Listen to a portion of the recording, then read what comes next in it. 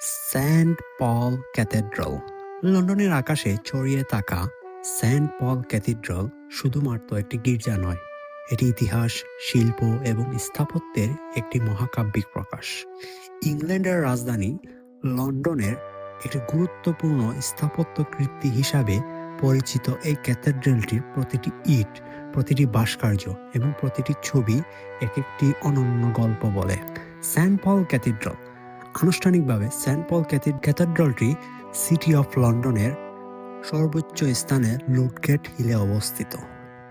এই ক্যাথেড্রালটি 624 খ্রিস্টাব্দে নির্মিত হয়েছিল, আজ থেকে প্রায় 1400 বছর আগে, এবং এটি একই স্থানে নির্মিত পঞ্চম কাঠামো। এর পূর্বের কাঠামোটি 1666 সালে লন্ডনের এক ভয়াবহ অগ্নিকাণ্ডে ধ্বংস হয়ে যায়, যে অগ্নিকাণ্ডে পুরো লন্ডন শহর ধ্বংস হয়ে গিয়েছিল। বর্তমান কাঠামোটি 1675 থেকে 1710 সালের মধ্যে নির্মিত হয়েছিল এবং এটি ইংরেজি বারোক স্থাপত্যের অন্যতম সেরা উদাহরণ হিসেবে বিবেচিত হয়। এটি একটি গ্রেড 1 তালিকাভুক্ত বিল্ডিং। এই ক্যাথেড্রালটি লম্বায় 365 ফুট, যা কিনা 111 মিটার। 1720 থেকে 1962 সাল পর্যন্ত এটি ছিল লন্ডনের সর্বোচ্চ দালান। এখনও এটি বিশ্বের অন্যতম উঁচু বিল্ডিংয়ের মধ্যে ধরা হয়।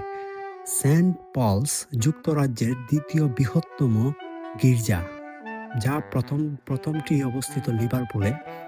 সেন্ট পল ক্যাথেড্রালের গম্বুজটি হচ্ছে তার প্রধান আকর্ষণ। গম্বুজটি 16 তলা বিশিষ্ট এবং এর শীর্ষে একটি সোনালী ক্রস রয়েছে। গম্বুজটির ভিতরে 3টি গ্যালারি রয়েছে, যেগুলি হলো হুইসপিয়ারিং গ্যালারি, স্টোন গ্যালারি এবং গোল্ডেন গ্যালারি। হুইসপিয়ারিং গ্যালারিতে দেওয়ালের পাশে আপনি ফিসফিস করে কথা বলেন, অন্য প্রান্তে তা শোনা যায়। স্টোন গ্যালারি থেকে লন্ডনের সুন্দর দৃশ্য আপনি দেখতে পারেন। গোল্ডেন গ্যালারিতে যে উপরে স্তরে অবস্থিত।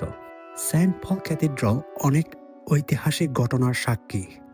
এখানে প্রিন্সেস ডায়না এবং প্রিন্স চার্লসের বিয়ে হয়েছিল।